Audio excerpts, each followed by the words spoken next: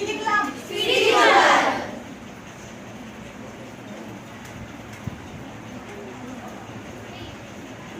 এটা আর না শেষ হয়নি।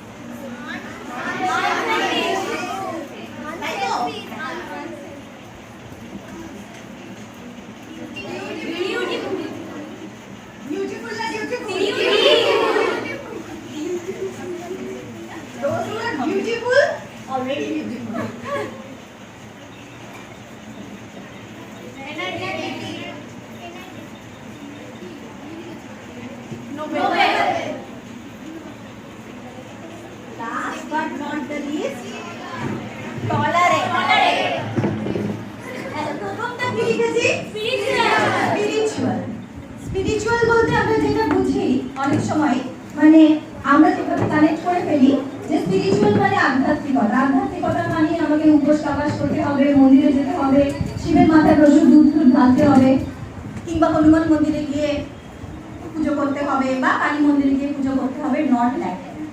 স্পিরিচুয়ালিটি মানে হচ্ছে আমার আত্মার সঙ্গে সেই পরমাত্মার একটা নিত্য সম্পর্ক রয়েছে, সেই সম্পর্কটাকে উপলব্ধি করা and to stay connected এবং তার সঙ্গে সর্বদা যুক্ত থাকা।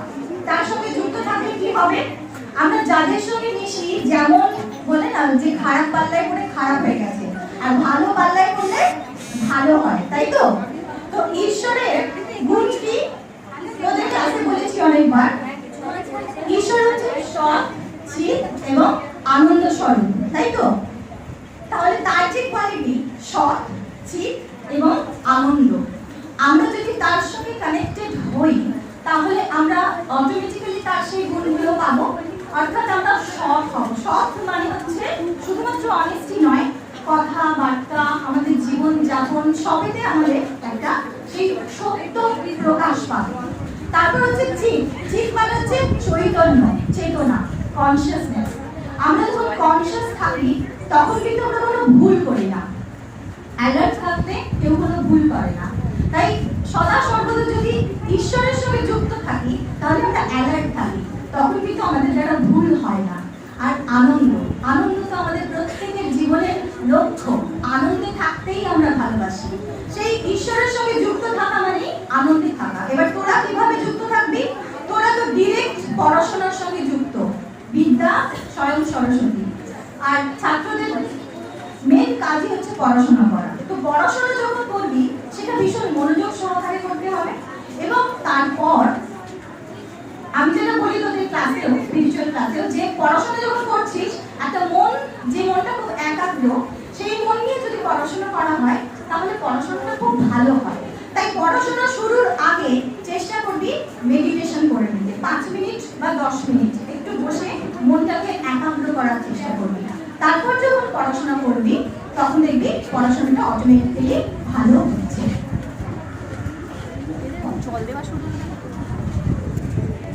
স্পিরিচুয়াল অর্থাৎ they should stay connected to God as well। তাদের মনটা একাগ্র করবার জন্য তাদের সেই মেডিটেশনটা অল্প বিস্তর হলেও সেটা করা প্রয়োজন। তারপরে আছে কি ট্রুথফুল। ট্রুথফুল মানে কি? সত্যি,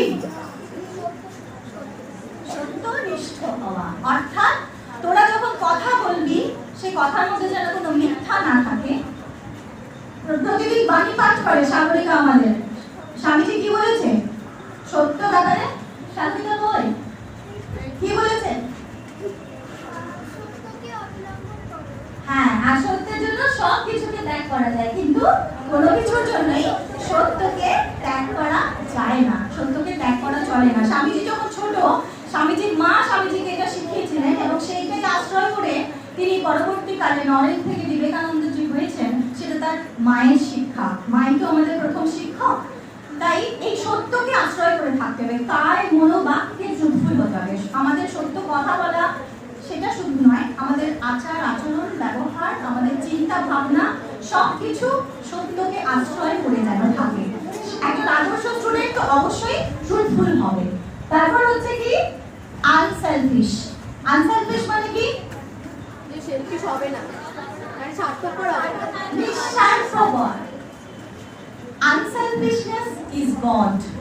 স্বামীজি বলছেন যে নিঃস্বার্থপর সে যে নিজের জীবনে নিঃস্বার্থপরতাকে প্র্যাকটিস করতে পেরেছে সে ঈশ্বরকে অলরেডি পেয়ে গেছে। তুই কোনো মন্দিরে গিয়ে পুজো করছিস কি গির্জায় গিয়ে ঘন্টা বাজাচ্ছিস কি বাজাচ্ছিস না, ইট ডাজন্ট রিয়েলি ম্যাটার। কিন্তু তুই যদি তোর জীবনে ট্রুথফুল হোস, সত্যবাদী হোস এবং আনসেলফিশনেসটা যদি থাকে, অর্থাৎ নিজের স্বার্থকে বড় করে দেখবো না, আমি সবার আগে অন্যর কথা ভাববো, পরোপকারটা আমার জীবনের লক্ষ্য হবে এবং আমি নিজেরটা সবার পরে ভাববো, আগে অন্যের কথা তারপর আমি, সেই হচ্ছে নিঃস্বার্থপরতা। এবং এই নিঃস্বার্থপরতাটা কিন্তু জীবনে সুখী থাকার জন্য অত্যন্ত জরুরি, কারণ যে স্বার্থপর তারই হিংসা আসে, তার মনে জেলাসি আসে, ঈর্ষা আসে এবং এই হিংসা ঈর্ষা জিনিসগুলো এত খারাপ, এটা মানুষকে পয়জন তৈরি করে এবং একটা পয়জন সেটা একটা ফ্যামিলির পক্ষেও যেরকম খারাপ, একটা প্রতিষ্ঠানের পক্ষেও খারাপ, দেশের পক্ষে আরো খারাপ। সেই কারণে তোদেরকে ওই নিঃস্বার্থপরতাটা শিখতে হবে, অভ্যাস করতে হবে এবং নিজেকে সেই নিঃস্বার্থপর করে গড়ে তুলতে হবে। তারপর আছে কি ডিউটিফুল। ডিউটিফুল মানে কি? কর্তব্যপরায়ণ। আমাদের সকলেরই থ্রিফোল্ড ডিউটিস থাকে, তিন ধরনের ডিউটিস। একটা তো আমাদের নিজেদের প্রতি কর্তব্য, একটা হচ্ছে আমাদের পরিবারের প্রতি কর্তব্য, আর একটা হচ্ছে বৃহত্তর সমাজ বা জগতের প্রতি কর্তব্য। আমাদের নিজেদের প্রতি কি কর্তব্য? আমরা প্রত্যেকে নিজের কাছে নিজে কিছুটা সময় দিই, প্রত্যেকটা দিনের শেষে হোক শুরুতে হোক নিজেকে কিছুটা সময় দেওয়া প্রয়োজন। সেই সময় দিয়ে কি করবি? নিজের সঙ্গে কথা বলবি। আমি কালকে যা ছিলাম, আমি কি তার থেকে আজকে একটু ভালো হয়েছি? একটু হলেও কি আমার উন্নতি হয়েছে? অথবা আমি আজকে যা আছি কালকে তার থেকে আর একটু যদি ভালো হতে পারি, ভালো হতে চাই, তার জন্য আমাকে কি করতে হবে, কি করণীয়?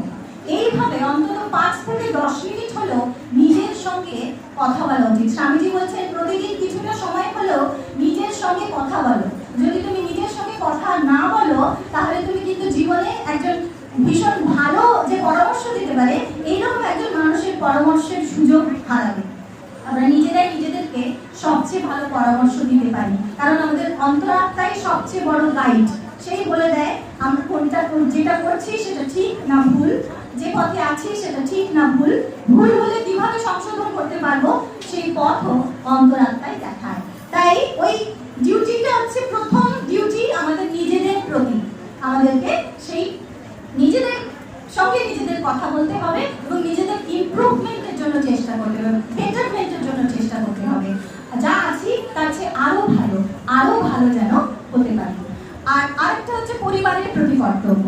পরিবারে মা বাবা ভাই বোন জ্যাঠা জেঠু ঠাকুমা দিদা যারা আছেন, যাকে যেরকম শ্রদ্ধা প্রদর্শন করার কথা, ভালোবাসার কথা, সাহায্য করার কথা, সবাইকে সেইভাবেই সাহায্য করার চেষ্টা করব।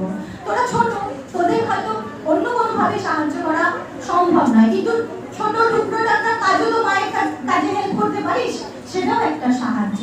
বাড়িতে কেউ এলে তাকে হেসে দুটো কথা বলা। কিছুদিন আগে একটা গার্জিয়ান এসেছিলেন আমার কাছে, কমপ্লেন করলেন তার বাড়িতে কেউ এলে সেই মেয়েটি, সে বিলক্ষণ বুঝতে পারছে কার কথা বলছি, আর পাবলিকলি হাঁটে হাঁড়ি না ভাঙাই ভালো, তো সে তার বাড়িতে লোকজন এলে সে কথা বলে না, ভীষণ ঘুরে বসে থাকে।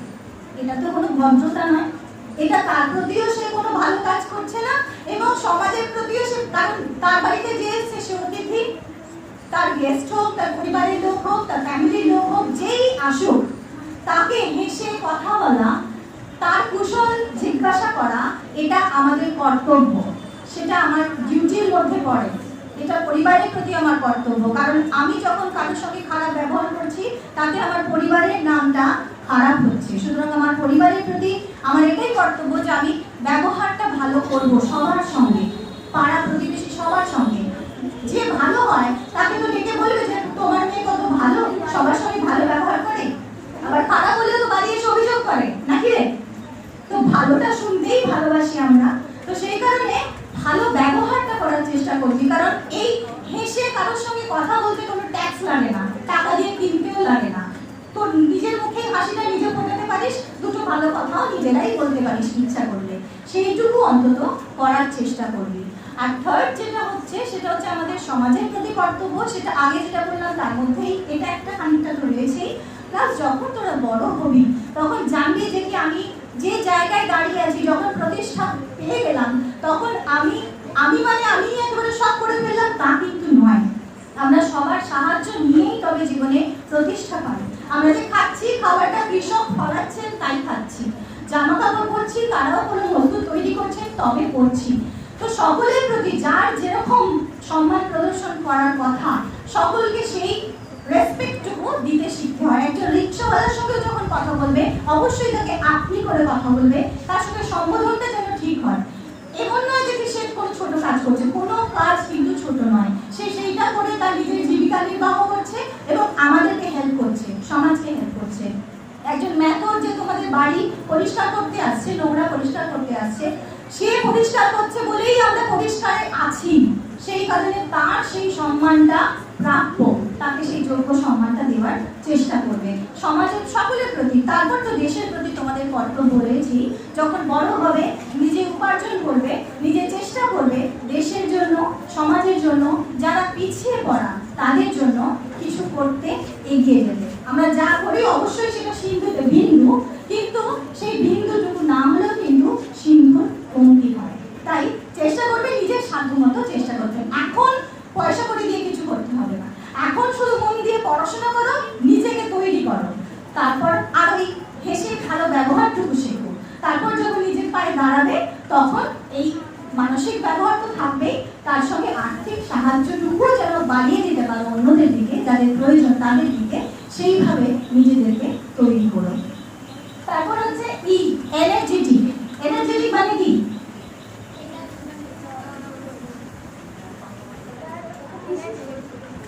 মানে কি?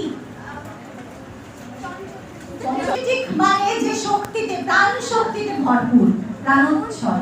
প্রাণ শক্তি যার মধ্যে যত বেশি সে তত বেশি অ্যাক্টিভ, তাই তো?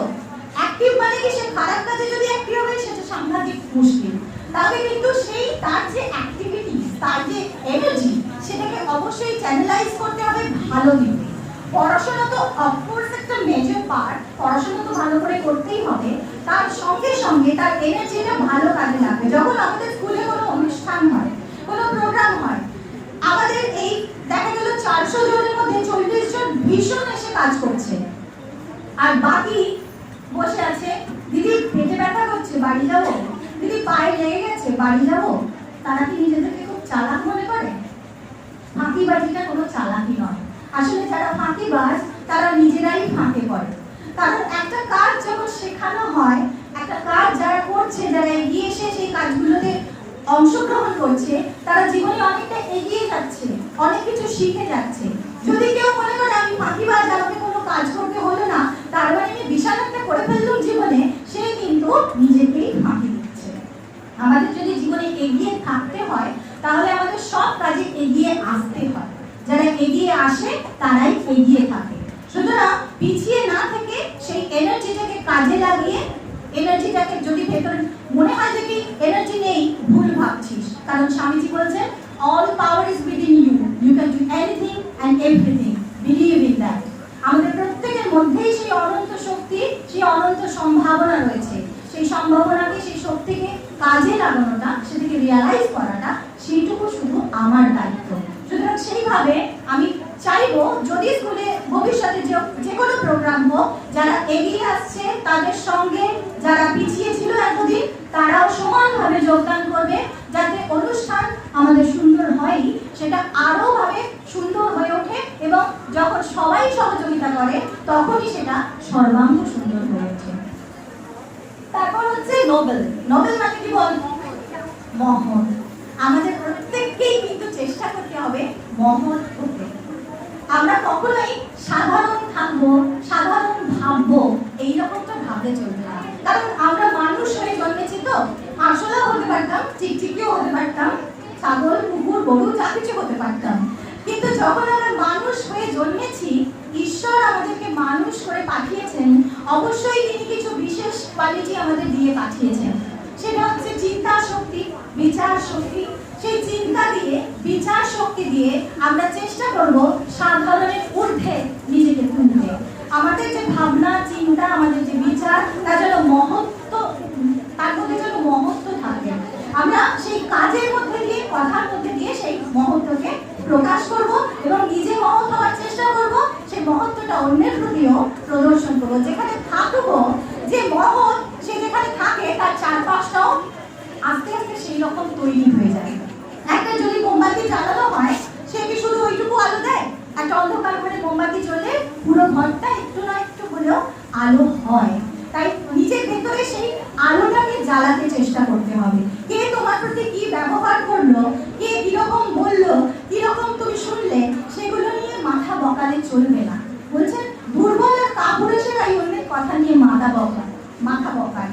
আর যারা সাহসী তারা সবসময় এগিয়ে যায়, ওসব কিছুকে পাত্তা দেয় না, এগিয়ে যায় এবং ভালো কাজ করে। এবং সমাজে যা কিছু ভালো কাজ সেই সব সাহসীদের দিয়েই হয়।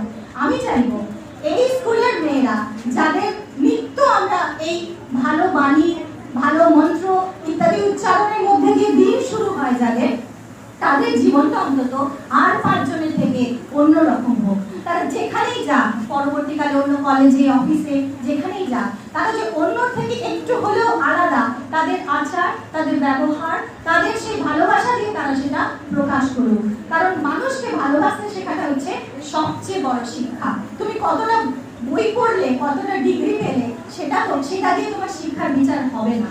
তুমি কতটা ভালো মানুষ হলে, কতটা বেশি মনুষ্যত্ব তোমার মধ্যে রয়েছে, সেটাই তোমাকে আসল শিক্ষিত করে তুলবে। তাই ভেতরে সেই বিবেকটাকে জাগাতে হবে এবং নোবেল হতে হবে। সবার শেষ হচ্ছে কি? টি, টলারেন্ট। বললাম মানে সবার শেষে বলছি, কিন্তু সবচেয়ে গুরুত্বপূর্ণ। টলারেন্ট মানে কি? সহিষ্ণু, সহনশীল। আমাদের সবাইকে জীবনে সহনশীল হতে হয়। ঠাকুর বলছেন বাংলা যে আদর্শ লিপি আছে, বাংলার যে অ্যালফাবেট যে রয়েছে, সেখানে সমস্ত অ্যালফাবেট গুলো, সমস্ত বর্ণগুলো বর্ণমালাতে একটা করে রয়েছে। একটা অ, একটা ক, একটা খ, একমাত্র স 3 বার রয়েছে। তালব্য মূর্ধন্য দন্তেশ, তাই তো? স স স। ঠাকুর বলছেন যে সয় সে রয়, যে নাশ হয় সে নাশ হয়। তাই সহ্য করতে শিখতে হবে। সবসময় পরিস্থিতি তোমার অনুকূল হবে এরকম নয়, কিন্তু তুমি যদি সহ্য করতে শেখো, টলারেন্ট যদি হও, তাহলে তোমার ভবিষ্যৎটা অবশ্যই সুন্দর হবে। শ্রী শ্রী মায়ের কথা বলে শেষ করি। মা দেহত্যাগের দিন কয়েক আগে একজনকে ডেকে বলেছিলেন যে যদি শান্তি চাও তাহলে কারো দোষ দেখো না, দোষ দেখবে নিজে, আর জগৎকে আপনার করে নিতে শেখো। কেউ পর নয়, জগৎ তোমার। সব কথা বলে দিয়েছেন এই একটা বাণীর মধ্যে। যদি শান্তি চাও তাহলে দোষ দেখা ছেড়ে দাও। আমরা সাধারণত অন্যের দোষ দেখতেই ব্যস্ত হয়ে পড়ি, সেই কারণে নিজেও অশান্তিতে থাকি, অন্যকেও অশান্তিতে ফেলি। সুতরাং এই দোষ দেখার ব্যাপারটাকে অবশ্যই জীবন থেকে বাদ দেওয়ার চেষ্টা করবি। কারণ প্রত্যেক মানুষই দোষে গুণে, কারোর মধ্যে গুণ অনেক বেশি, দোষ কম, কারোর মধ্যে দোষ হয়তো অনেক বেশি, কিন্তু গুণ যে একেবারে নেই এরকম কোনো মানুষকে পৃথিবীতে খুঁজে পাবি না। কিন্তু তোদের কাজ হবে দোষটাকে ম্যাগনিফাইং গ্লাস দিয়ে বড় না করে গুণটাকে বড় করে দেখার চেষ্টা করবি। তার মধ্যে যদি মনেও হয় কোনো গুণ তো খুঁজে পাচ্ছি না, আর একটু ভালো করে খুঁজে দেখ, কোনো না কোনো গুণ তার নিশ্চয়ই আছে। গুণটাকে বড় করার চেষ্টা কর, গুণটাকে ম্যাগনিফাই করার চেষ্টা কর। নিজে জীবনে ভালো থাকবি, অন্যকেও অবশ্যই ভালো রাখার মন্ত্রটা শিখে যাবে। মা নিবেদিতা স্কুলে গিয়ে বলে এসেছিলেন যে তিনি আশীর্বাদ করছেন সেই স্কুলের মেয়েরা যারা সেখান থেকে শিক্ষিত হবে, তারা সমাজের 10 জনের একজন হবে এবং তারা তাদের উপর সর্বদা জগন্মাতার আশীর্বাদ বর্ষিত হবে। আমি মনের প্রাণে বিশ্বাস করি আমার সকল মেয়ের ওপর মায়ের সেই আশীর্বাদ আছে এবং থাকবে। ঠাকুরমা স্বামীজির চরণে তোদের সকলের অশেষ কল্যাণ কামনা করে সকলকে অনেক শুভেচ্ছা, অভিনন্দন জানিয়ে আমার বক্তব্য শেষ।